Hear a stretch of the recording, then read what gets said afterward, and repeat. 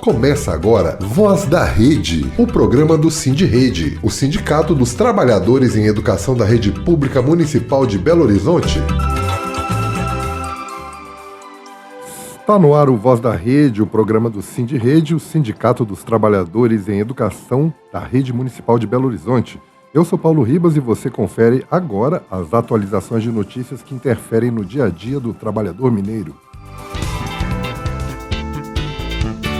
Giro de notícias.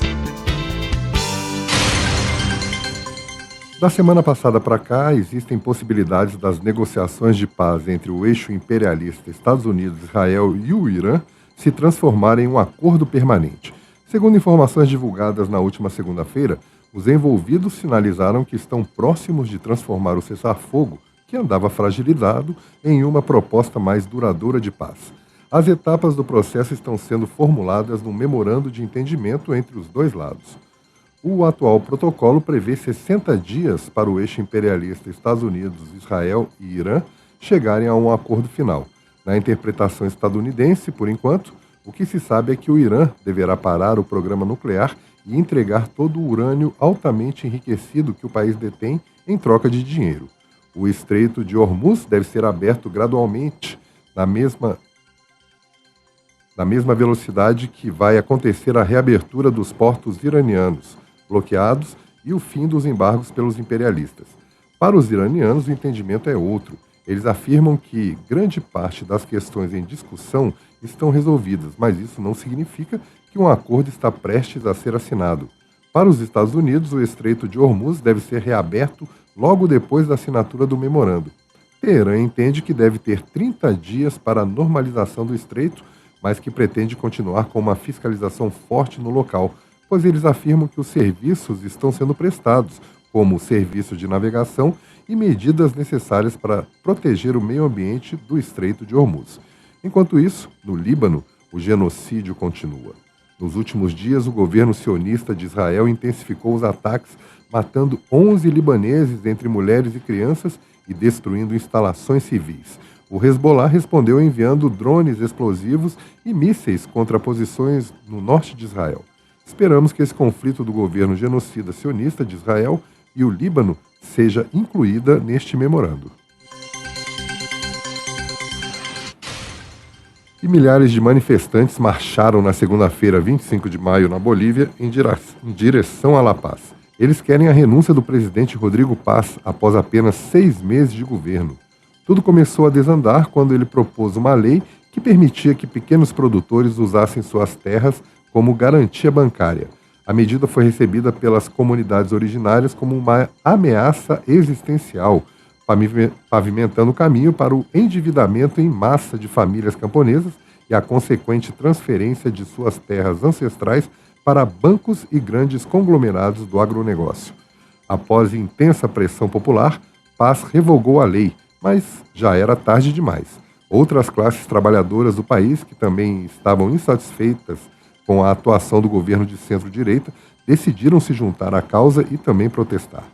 Foram promovidos bloqueios nas estradas, deixando uma situação de escassez de alimentos e remédios em La Paz. Desde o início de maio, a Central Operária Boliviana lidera uma greve geral por tempo indeterminado, contestando as medidas de corte de gastos sociais e a incapacidade do governo em conter a inflação. Eles também reivindicam reajuste salarial de 20%. O Palácio Queimado, por sua vez, acusa o ex-presidente Evo Morales de orquestrar um plano para desestabilizar o atual governo. Mesmo com o anúncio de paz que vai baixar o próprio salário, a revolta cresce. Os manifestantes também acusam o presidente pela distribuição de gasolina de má qualidade que danificou milhares de veículos. A situação está tão tensa que no sábado houve confrontos quando policiais e militares tentaram, sem sucesso, abrir uma entrada para La Paz e El Alto, para que comboios com gasolina, medicamentos e alimentos pudessem passar. Sem sucesso. Eles foram barrados por civis que usaram pedras e paus. As lideranças trabalhadoras afirmam que só haverá acordo se o presidente renunciar.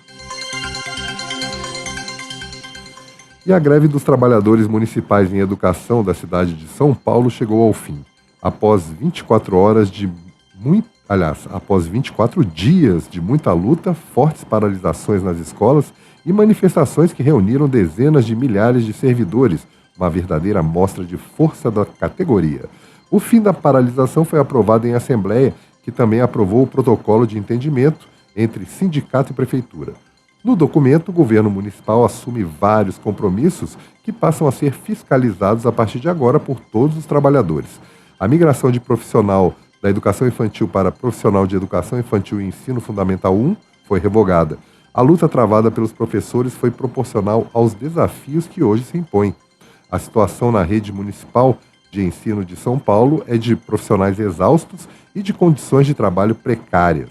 Ainda há o risco da privatização do ensino, perigo que ronda principalmente as instituições de ensino estaduais,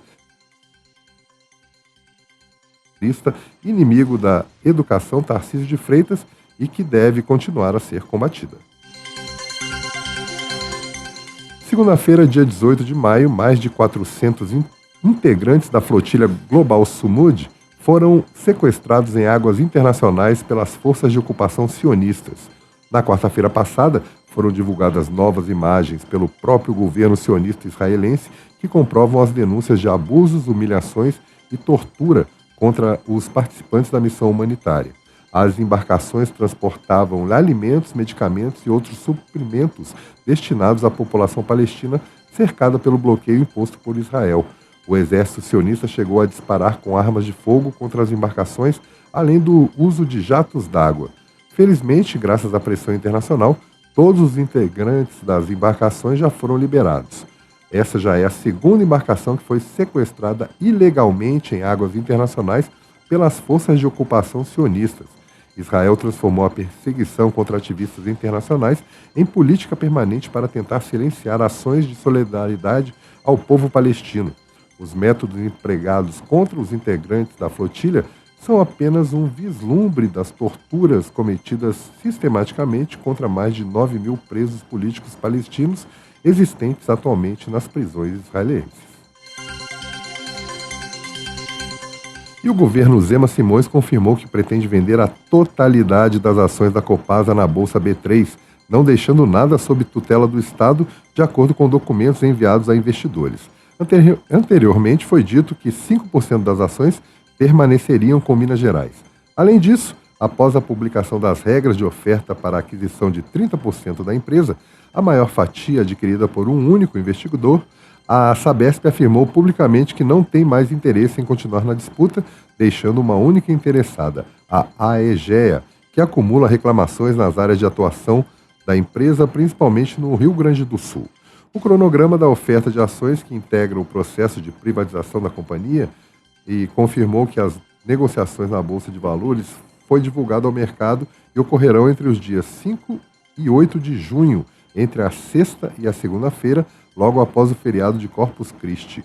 Em comunicado enviado aos investidores, o governo considerou o preço da ação no dia 19 de maio, que foi de R$ 52,77, e não o valor do pico alcançado em 9 de abril, que foi de R$ 60,35, o que vai causar uma desvalorização em torno de 12%, equivalente ao valor de 1,2 bilhão de reais. Segundo fontes do governo, o dinheiro servirá para pagar as dívidas do Estado com a União. E o prefeito Álvaro Damião continua sua cruzada como um dos piores governantes municipais que Belo Horizonte já teve. Depois de tentar diminuir o número de técnicos de enfermagem no SAMUS e jogar ainda mais a educação municipal nas mãos de OSCs, que são as organizações da sociedade civil, agora ele passou dos limites. Transferiu R$300 mil de dinheiro público para o Instituto Bacana Demais, fundado por ele mesmo. O Ministério Público de Minas Gerais e o TCE já foram acionados. Vamos aguardar que os órgãos de controle se manifestem e parem esse absurdo que está sendo orquestrado pelo atual prefeito, que ainda tem a cara de pau de dizer que o governo municipal não tem verba para honrar seus compromissos quando lhe convém. Voz da Comunidade.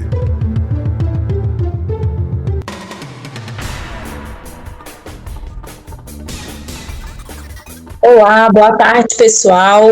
Nós estamos agora começando o Voz da Comunidade, onde vamos dar repercussão para a greve da educação que continua.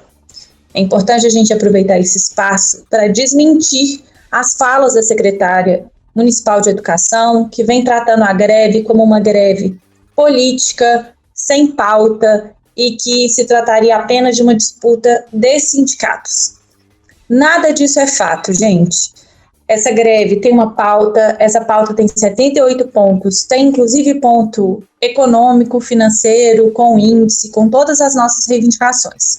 A prefeitura elencou 8 pontos que ela considera que é importante.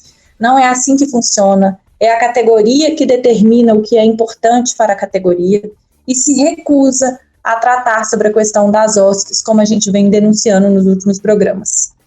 Com relação às OSCs, é importante dizer, não somos contra a qualquer tipo de terceirização, mas se vai haver uma terceirização e os trabalhadores terceirizados, que hoje são responsáveis pelo acompanhamento dos estudantes com deficiência, transtornos e altas habilidades que estão na nossa rede, vão passar a ser contratados pelas organizações da sociedade civil, nós queremos sim normatizar como se dará essa parceria.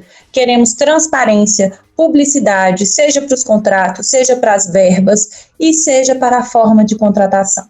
Não podemos e nem vamos admitir que profissionais que estejam nas escolas sejam contratados por meio de indicação, de favores políticos, trocas espúrias. Queremos que os melhores trabalhadores estejam no chão das escolas. Se a prefeitura não vai fazer concurso público, que é a nossa reivindicação há muitos anos, que então possamos ter aí um processo de seleção pública, transparente, com critérios claros e objetivos. Vou passar para a Thalita, que também vai dar um pouco de repercussão da nossa greve. Pessoal, a nossa greve, ela tem um lugar de importância também, porque, infelizmente, a Prefeitura e a Secretaria Municipal de Educação têm assumido um posicionamento de dizer que a educação infantil é algo menos importante. E como diz isso? A princípio, no início do ano, a Secretaria tentou estabelecer uma política que tirava parte do tempo de atendimento dos bebês e das crianças da educação integral, com atendimento de professoras, e passar parte desse atendimento para pessoas com habilitação precária ou mesmo sem habilitação docente, pessoas com nível médio ou em processo de formação, o que precariza muito o atendimento da educação infantil. A prefeitura entendeu e acenou recuar dessa possibilidade a partir da nossa mobilização, mas é evidente que a Prefeitura e a Secretaria Municipal de Educação têm tido uma postura de entender que a educação infantil é assistência. É importante a gente dizer que na história da luta pela educação no Brasil, a educação infantil ela foi também vista como algo assistencial para as mães, mulheres e as famílias, principalmente, que cuidam das crianças, que em sua parte são mulheres, sabemos disso. Então, o Estado muitas vezes viu a educação infantil como um simples espaço para deixar as crianças.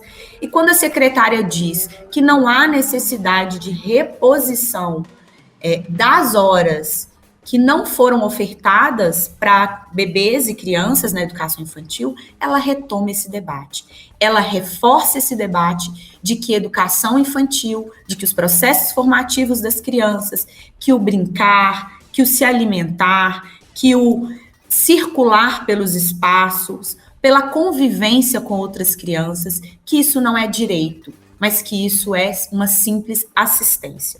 Então, no Voz da Comunidade hoje, é muito importante a gente destacar que a oferta do tempo da educação infantil é um direito, e isso é parte da luta por direito da classe trabalhadora no Brasil.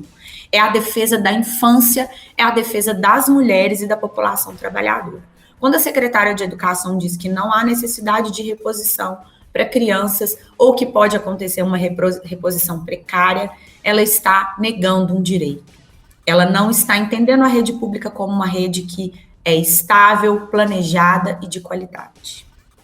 E é importante, né, Thalita, a gente deixar bem claro, a obrigatoriedade da matrícula para as famílias é para apenas 4 e 5 anos.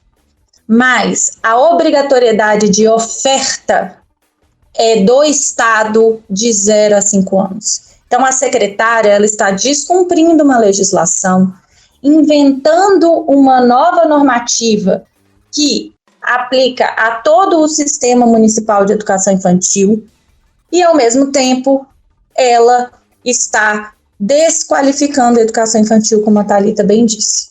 A educação infantil ela é uma etapa da educação básica, está previsto em lei e é obrigação do município. Ao tentar punir os grevistas, ela, na verdade, está ferindo o direito do estudante. E isso é uma coisa que a gente não admite. Porque o grevista ter o direito a repor ou não, essa é uma discussão.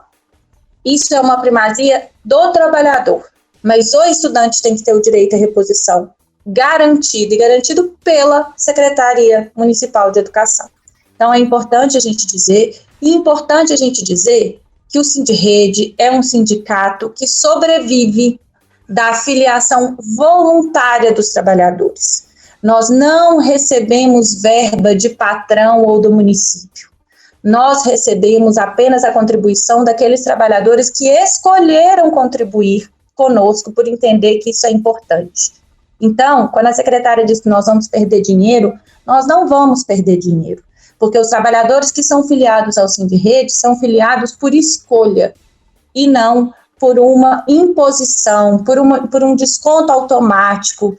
Nada disso o Sindirrede compactua. Então, a secretária está tentando politizar e desqualificar uma pauta que nos é muito cara, que é entender que o sindicato, ele representa o trabalhador que escolhe ser representado por aquele sindicato.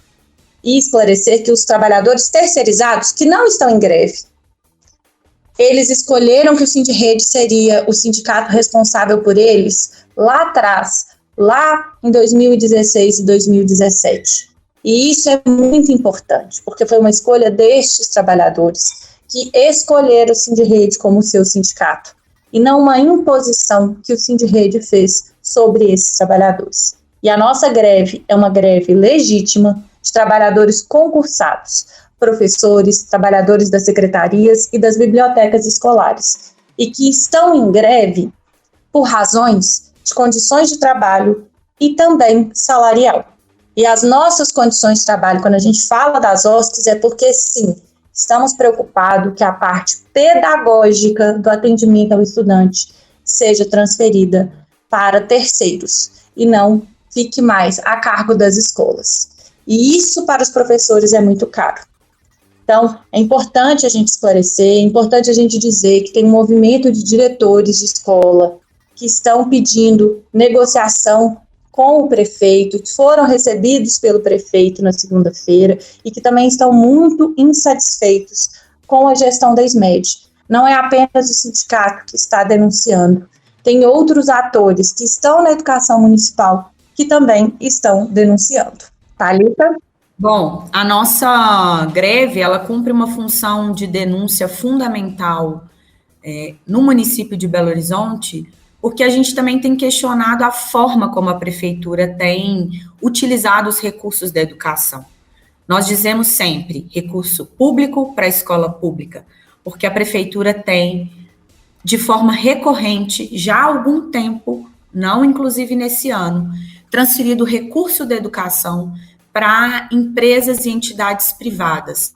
Para quem nos ouve, qual é o problema disso? A gente tem falado muito sobre isso aqui. A gente tem uma perda da qualidade muito grande do serviço prestado quando a gente tem um processo que a gente chama de terceirização. A prefeitura ou o ente, o órgão, ele transfere a obrigação que é legal, que é devida do Estado, da prefeitura, no caso, para uma empresa privada, que muitas vezes, não necessariamente, custa mais barato. Às vezes, inclusive, pelo contrário, custa mais caro. E esse serviço, ele é muito piorado. Primeiro porque ele é feito com funcionários que são funcionários que não têm um vínculo de qualidade com esse atendimento, com a população. Eles não são funcionários públicos, são funcionários, são empregados que não têm um vínculo estável, né, que pode estar prestando serviço para além de governos, se vinculam muitas vezes a governos.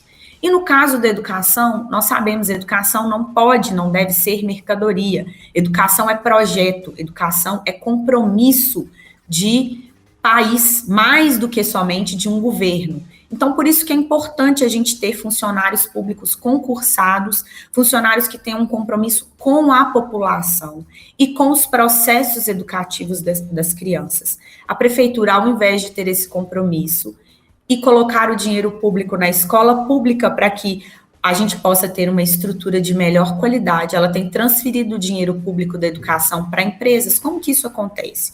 Às vezes comprando um material que custa mais de 20 milhões, isso mesmo, gente, mais de 20 milhões, que não foi pedido pela escola, materiais esses que às vezes não dialogam com os projetos políticos pedagógicos das escolas, que não dialogam com os processos educativos que são feitos nas escolas, não dialogam com a necessidade das comunidades escolares, e às vezes aquela escola ela tinha uma outra necessidade financeira. Às vezes, para aquela escola, faria mais sentido fazer uma outra atividade pedagógica, envolvendo os alunos, os professores e a própria comunidade escolar, mas isso não é respeitado, porque a secretaria pega esse dinheiro e compra um material que não foi solicitado.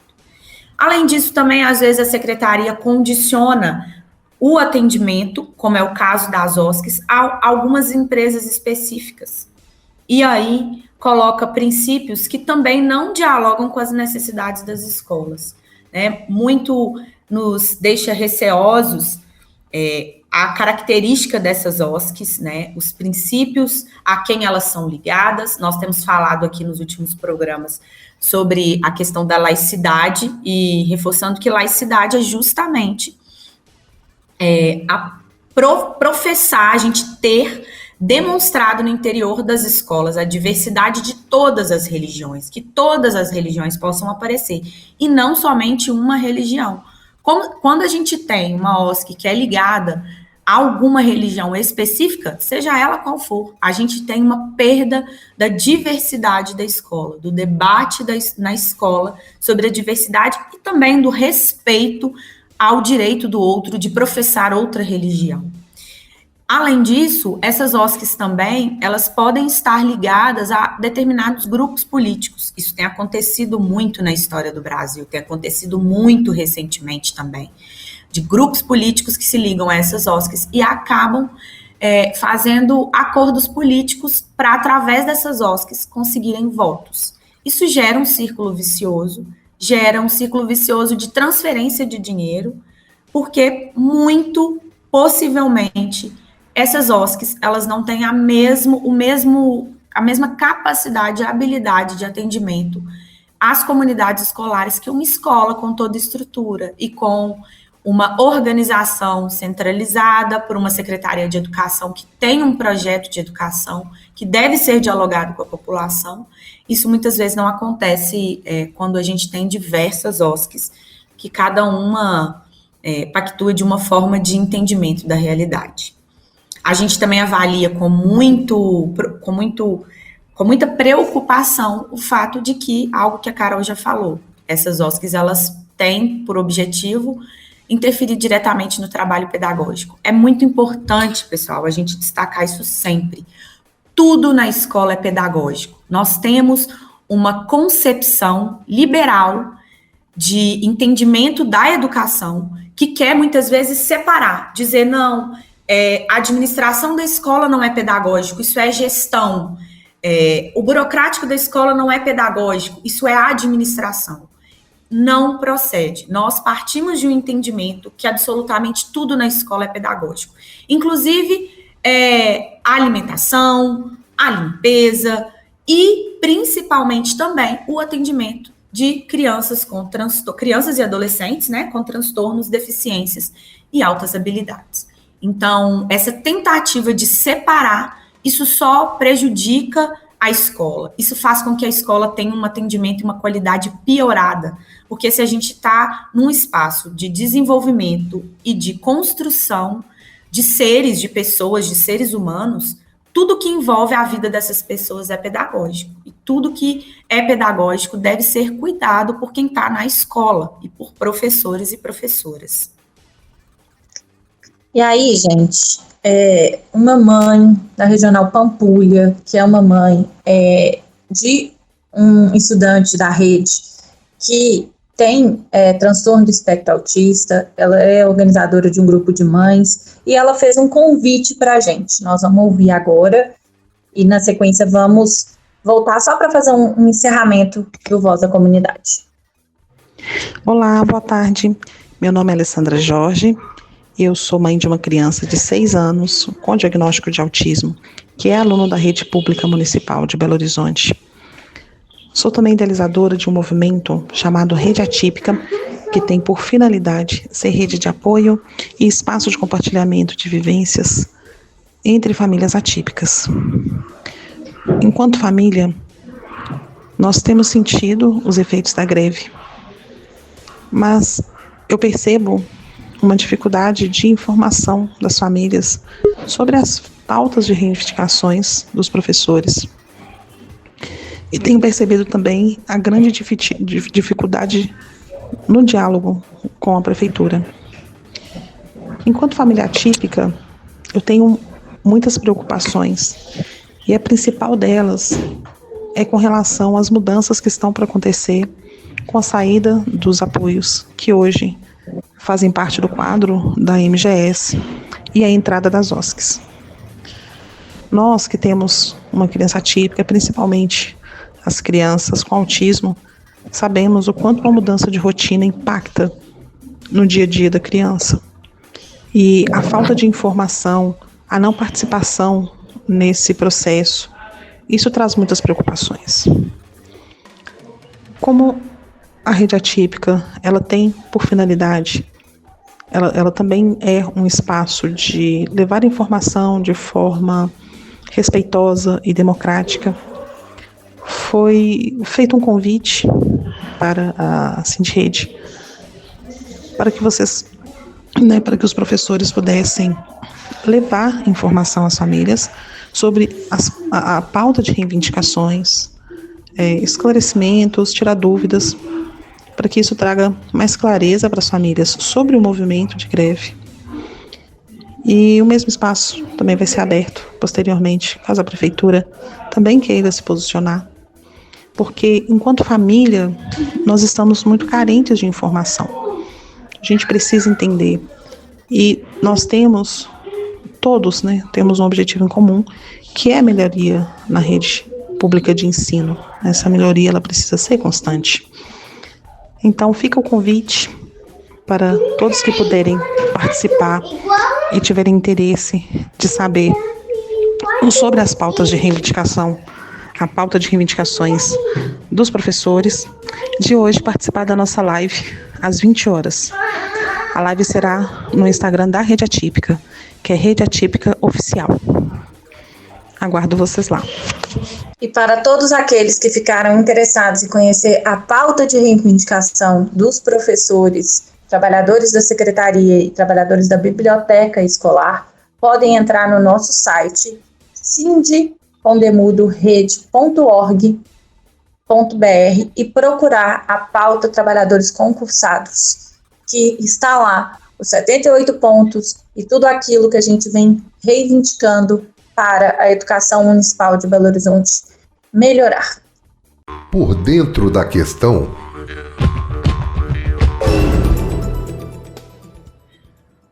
Bom, pessoal, hoje nós vamos tratar de alguns temas aqui no Por Dentro da Questão. Nós vamos começar falando de um tema fundamental que tem mobilizado o país inteiro nos últimos dias, que é a luta pelo fim da escala 6x1, mas nós não vamos falar somente sobre isso, nós vamos retomar também para poder falar sobre o tema da nossa greve e alguns outros pontos. Para iniciar, nós vamos falar sobre a luta pelo fim da escala 6x1, e a gente tem mobilizações nos próximos dias que nós vamos falar sobre elas, e vamos falar dessa luta que foi fundamental aqui na nossa rede, inclusive com os funcionários da educação terceirizados, que fizeram uma luta maravilhosa desde o ano passado para pautar o fim dessa escala. E vamos conversar também com a Bruna, do Vida Além do Trabalho, e com o Duda, da CSP com Lutas. Sejam bem-vindos. Gostaria que vocês fizessem, um pouco dessa contextualização do porquê que essa pauta é tão importante para o trabalhador brasileiro, o que está sendo discutido e sobre a mobilização de hoje por todo o país. A gente vem, lutando pelo fim da escala 6x1, porque a gente vê que hoje em dia o trabalhador ele é sobrecarregado o tempo inteiro.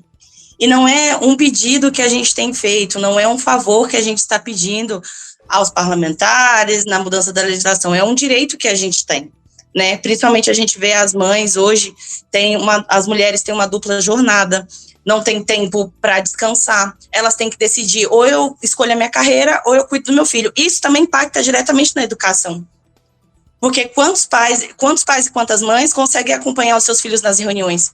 A gente vê que os próprios professores têm muita dificuldade em contactar a família, e o quanto esse aluno sente a falta dessa família.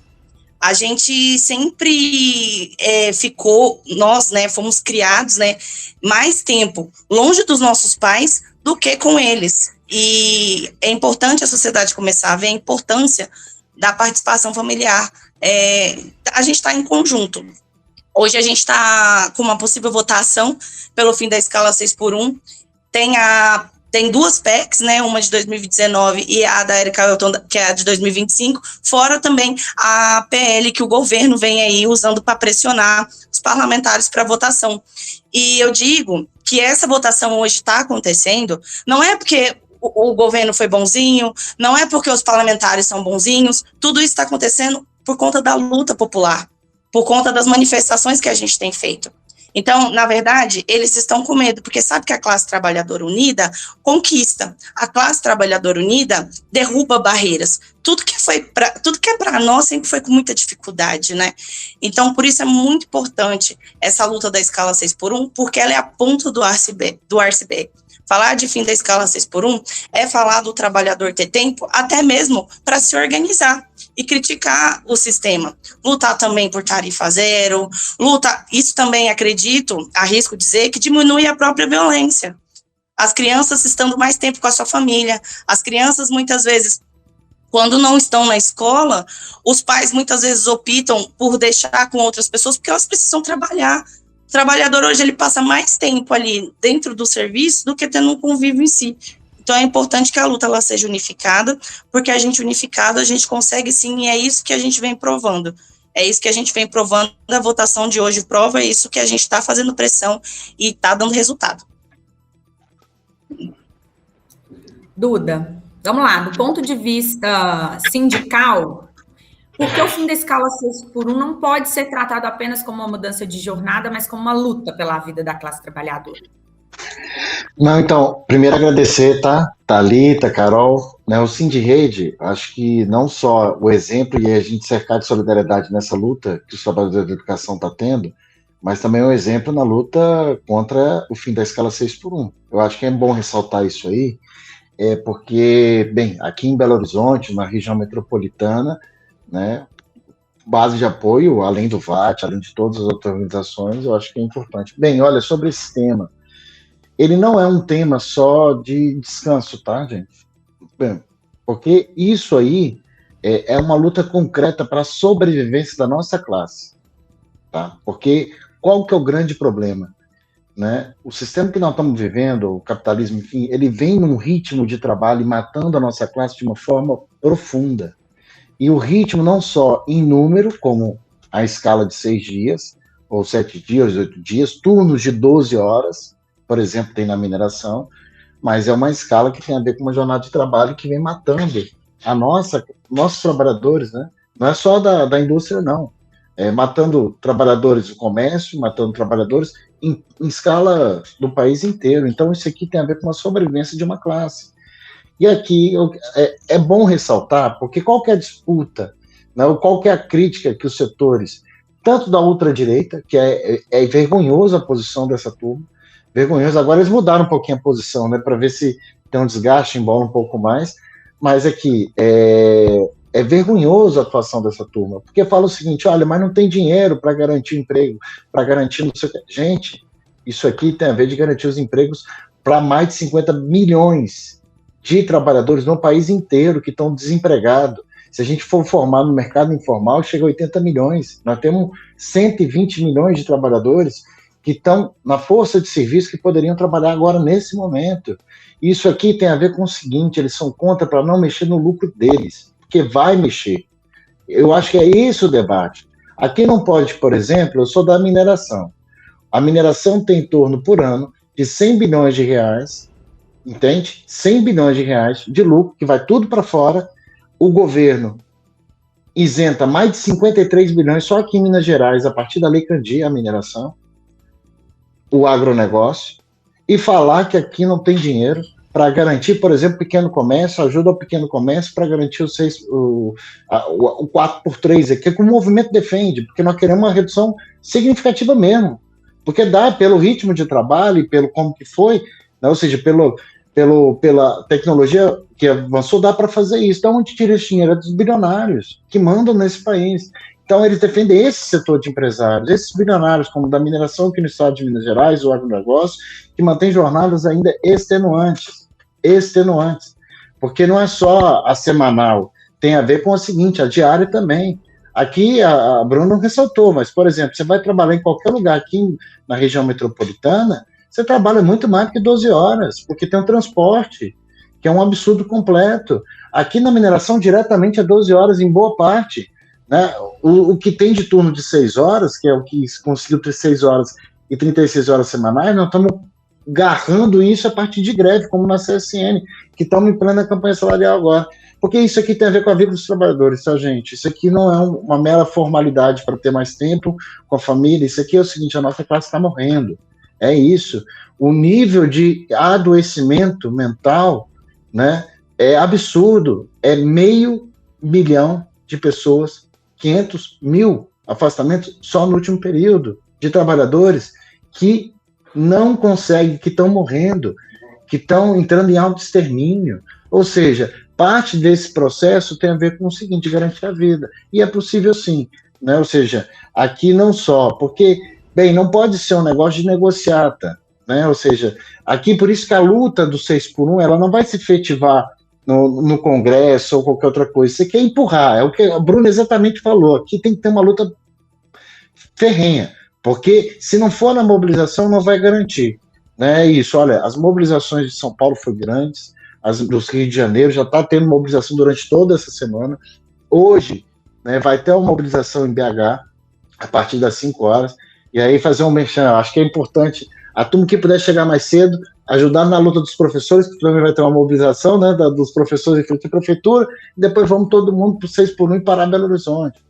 Entende? Eu acho que esse que é o tema, porque aqui não pode ter enrolação, né? Ou seja, não pode ter negociado, não pode ter enrolação.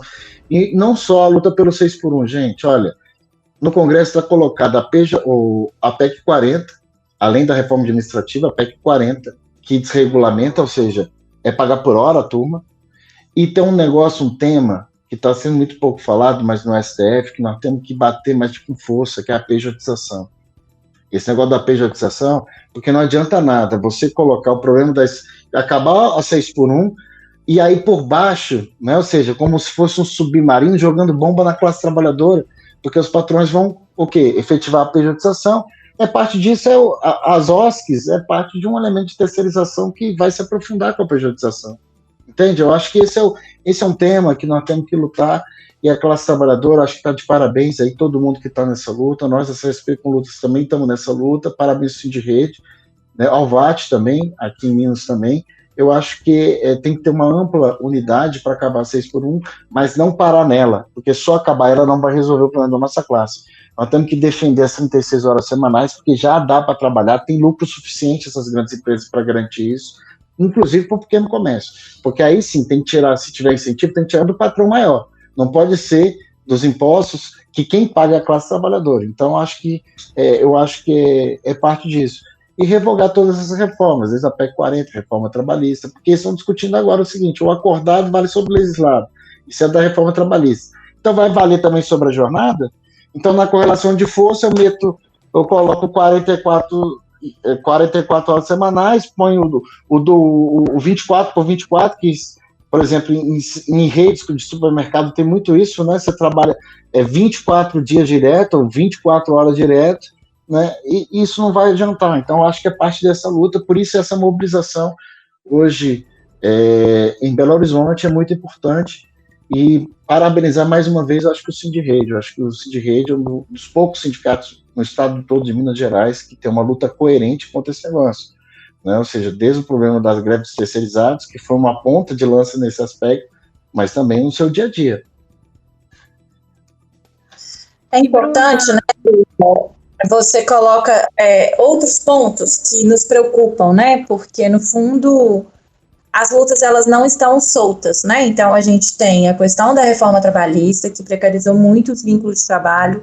A gente tem a questão da pejotização, que vem avançando, e avança, num primeiro momento, nos trabalhadores seletistas, mas ela também vai chegar nos trabalhadores concursados, porque, no fundo, é isso. O avanço vai chegando em todos os espaços. Eu queria ouvir um pouco de vocês dois, né? Como que os movimentos, né, tanto a CSP quanto o VAT, têm visto e avançado para essas outras pautas, porque é isso, a gente não tem uma única luta, porque não adianta conquistar a 6x1 e a pejotização passar e não revogar a reforma trabalhista que precariza tanto os vínculos de trabalho, né? Então, como que essas lutas, elas vão se vinculando. E aí tem uma outra que o Duda não colocou, mas que também está, né, nesse processo, que é a questão da reforma da Previdência. Porque se a gente quer viver, né, trabalhar para viver e não viver para trabalhar, o esgotamento cada vez maior, você vai colocando mais tempo a pessoa trabalhando e cada vez menos ela usufruindo da ideia da aposentadoria, que é o descanso merecido após uma vida de trabalho, também leva aos problemas e às questões de ser um trabalho que nos leva à morte. Então, como que essas lutas vão se cruzando? Bruna? Eu acho, a Bruna acho que caiu, né? Então, Isso, pode ir lá. Pode ir lá. Não, olha só, Carol, o que você perguntou é muito importante. Bem, primeiro, acabar com a 6x1 é um avanço, tá? É isso, nós estamos lutando e nós temos que lutar, porque é uma pauta, necessidade objetiva e está na ordem do dia. Eu acho que a parte dessa luta, ela tem que servir para acabar com tudo isso que você falou. Ou seja, ela não pode parar no 6x1, né? Ou seja, porque acabar, ainda está discutindo, tá? Ou seja, é muito ruim você chegar, pegar uma pauta que já vai, coloca uma pauta que o movimento já tinha e rebaixar ela. Tanto é que o PL mudou a posição ontem à noite, hoje de manhã, para tentar desgastar de um lado do outro, né? Ou seja, desgastar o governo. Então aqui a gente não pode ter muita confiança nesse Congresso que ele governa para os ricos. E é muito ruim o governo estar discutindo ou negociando esse tema. Tomara mesmo, que sabe numa boa, se é 4x3, todo mundo vota 4x3 e diminui para 36 horas semanais.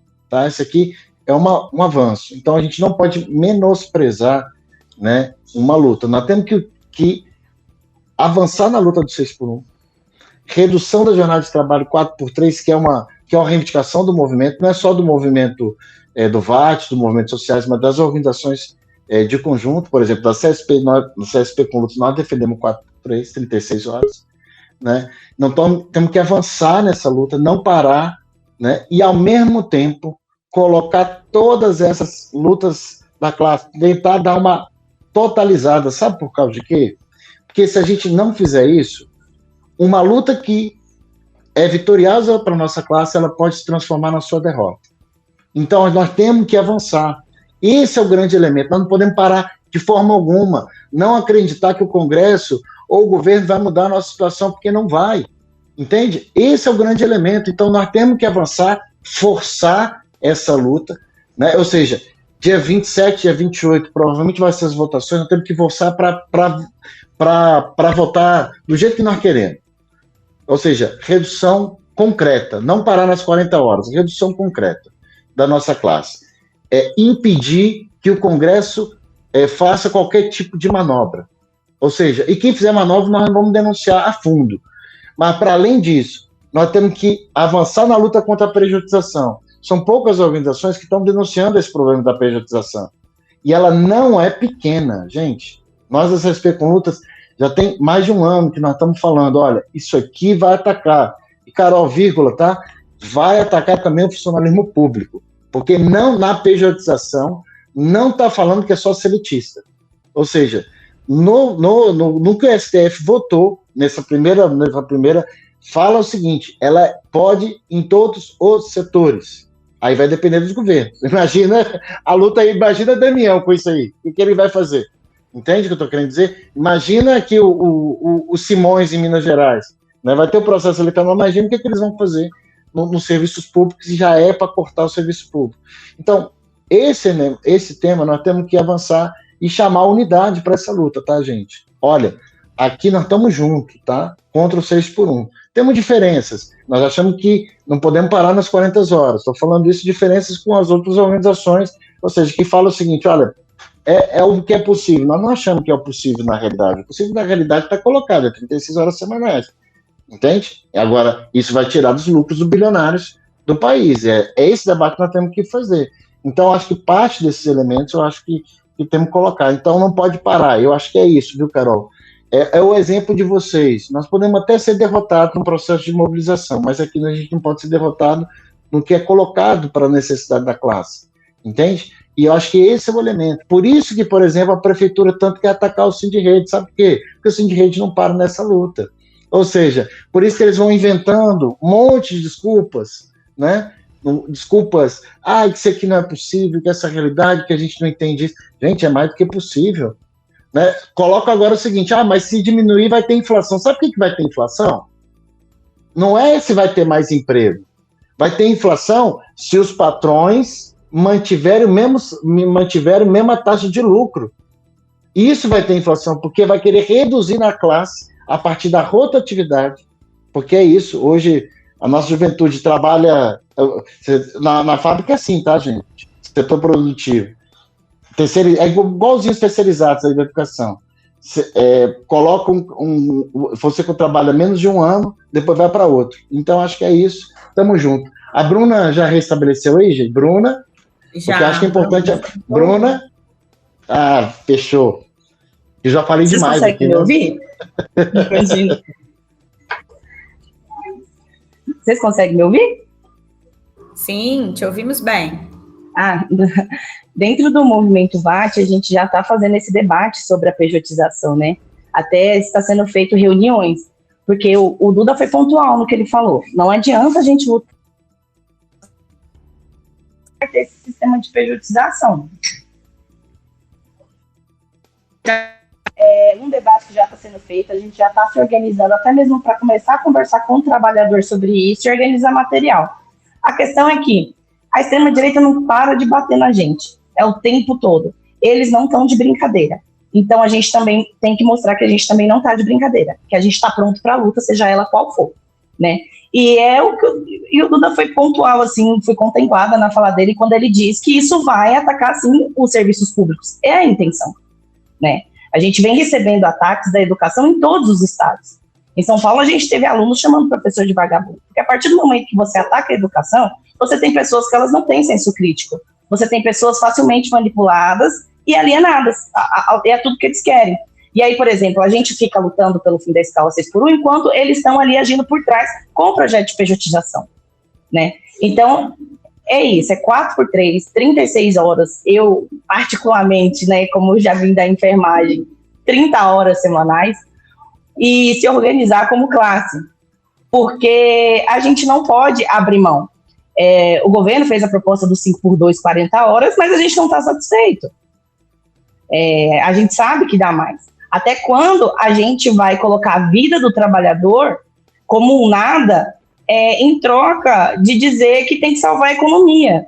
Que economia é essa que somos nós, como classe, que movimentamos?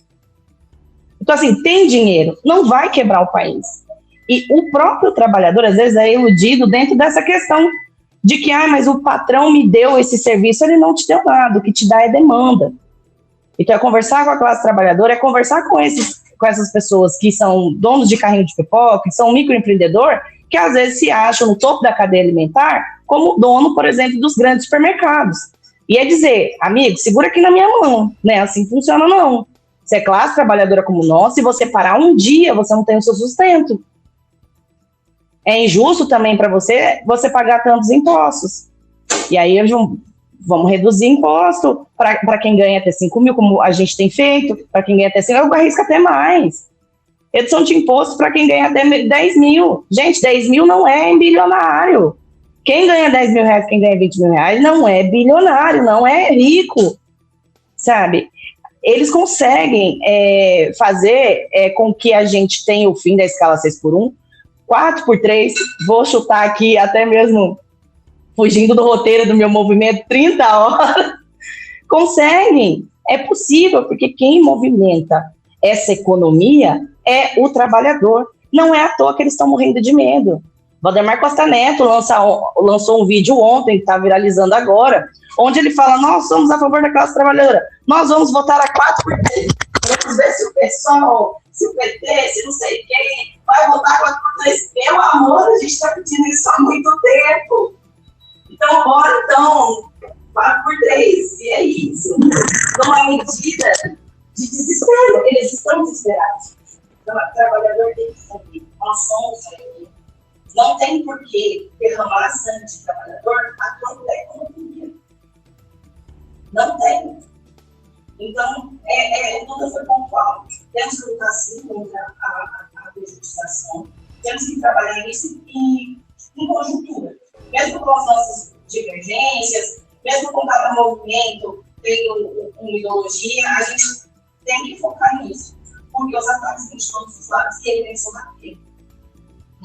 Vendendo uma vida para o trabalhador de que o empreendedorismo é a salvação dele. A pessoa está presa, então, é só a gente entrar na realidade. Começar a contratação dos PJs, e o PJ hoje, gente, vamos ser realistas, ele vive a mesma vida do CLT. Na onde que a prestação da liberdade de alguém? Se você tem horário para entrar, você tem horário para sair, você tem horário de almoço, se você voltar, você tem que justificar. Porque com os impostos que o governo dá, a gente não consegue contratar mais. Então, por que o PJ está recebendo salário mínimo? É começar a se questionar. É começar a ver que estão vendendo uma ilusão. E que não é isso. Se fosse questão de CLT, por que o PJ continua vivendo a vida de CLT? Só que sem férias, sem 13º, se ele faltar, ele perde o dia, se ele ficar doente, se ele quebrar uma perna, ele perde o dia. Que liberdade é essa que eles estão falando? É uma liberdade que não existe. Então, conversar com o movimento, nos unificar e começar a fazer esses questionamentos da classe trabalhadora. E dizer, olha, tem uma pegadinha ali, você não pode ter essa ilusão, você tem que vir para igual com a gente. É luta, gente. É luta, é rua, é pressão. Não existe outra maneira. Muito obrigada, Bruna. Eu acho que é isso. É luta, é rua, é pressão popular.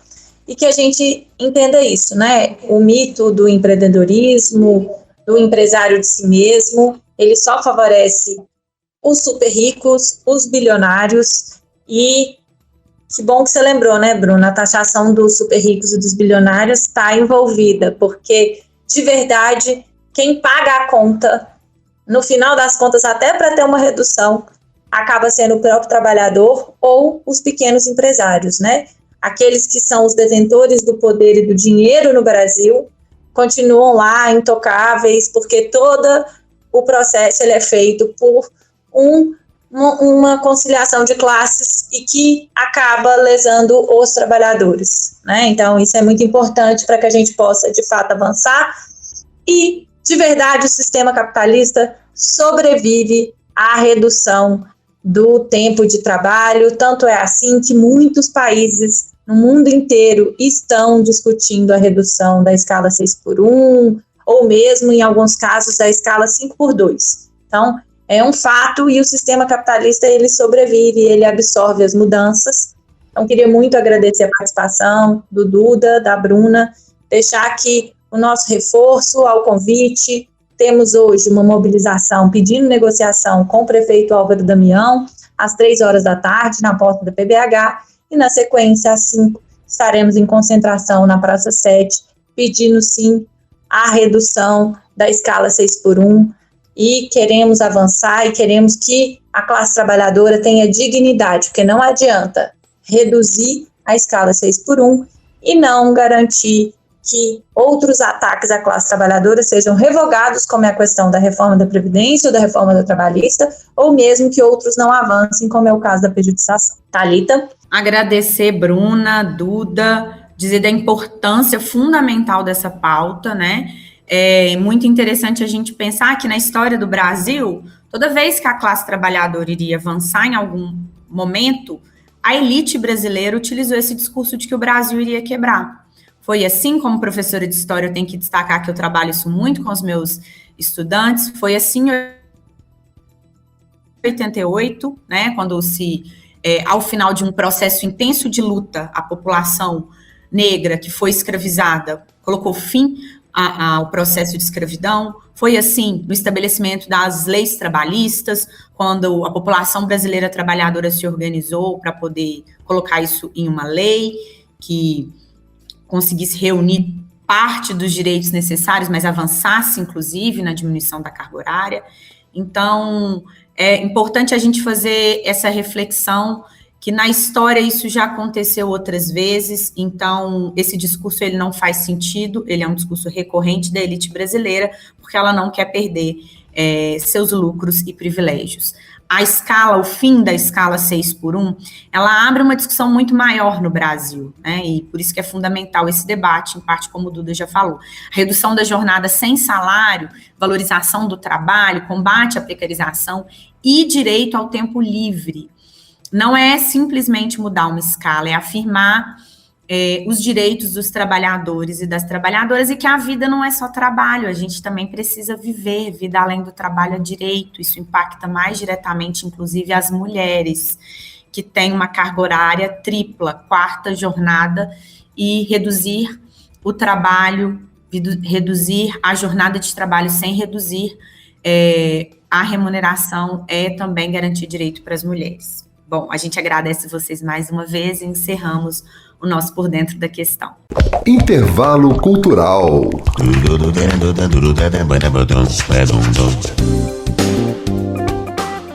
Conheça um jeito diferente de vivenciar o teatro através do 3º Festival de Teatro em Casa. O evento começou ontem e a proposta é transformar residências em palcos de teatro, promovendo encontros íntimos entre público, artistas e espaços.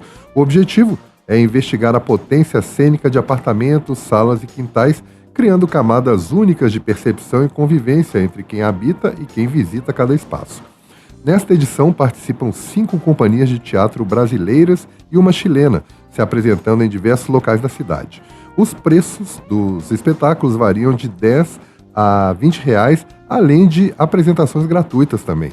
Mais informações no Simpla, 3º Festival de Teatro em Casa. Importante, os endereços dos locais das casas onde acontecem as peças serão enviados por e-mail para preservar a privacidade das pessoas que estão recebendo os espetáculos em suas casas. E chegamos ao final do Voz da Rede. Se você não conseguiu acompanhar todo o programa ou o programa anterior, procure por Cindy Rede no SoundCloud, no Spotify, no Deezer, na Amazon Music, no YouTube Music ou no YouTube. Quem quiser fazer contato com a gente para sugestões ou críticas, mande mensagem para o nosso Instagram, @Voz da Rede, ou no WhatsApp 319-8621-9412. Repetindo, 319-8621-9412. Obrigado pela audiência e até o próximo programa. Termina aqui Voz da Rede, o programa do Sindirede, o Sindicato dos Trabalhadores em Educação da Rede Pública Municipal de Belo Horizonte.